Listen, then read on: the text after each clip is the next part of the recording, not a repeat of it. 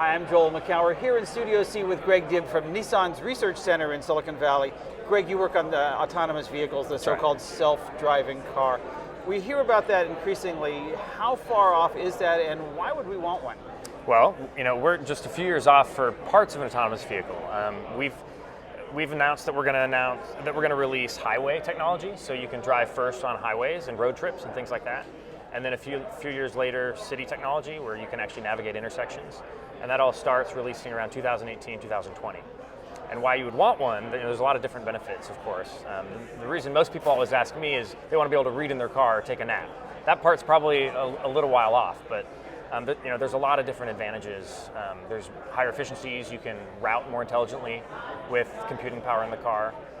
You can save on fuel.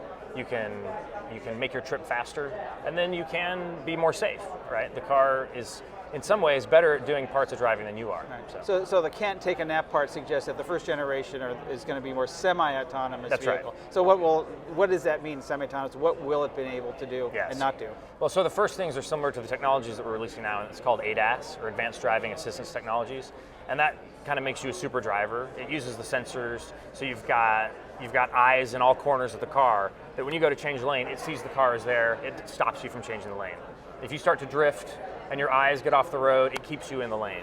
It stops before you back into a car or run into a car, so it really protects you. So the first part is just keeping you safer, really. What needs to happen outside the car, or is this car able to do this without any additional components? Is there an ecosystem that's really needed for this to be effective? So good question.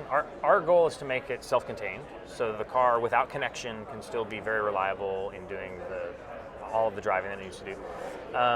There are advantages, though, to communicating with other cars. So we're researching vehicle-to-vehicle communication, where it knows where other cars are, even if it can't see them, and also vehicle to infrastructure. So we're actually doing partnerships with cities, like the city of Sunnyvale, around adding infrastructure onto traffic lights.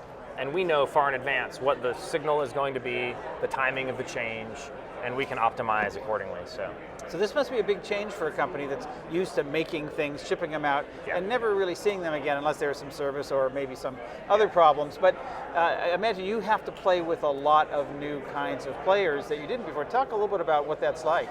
Yeah, so what it's been for us in many ways is doing research around some computer science and some artificial intelligence. So we focus on getting a lot of new partners here in Silicon Valley and being more of a software shop of sorts. And pairing that with the expertise that we have in automotive, we found it actually is working very well, and we've, in some ways, are advanced in our release of our autonomous vehicles. So. And is this something that could only be done in Silicon Valley?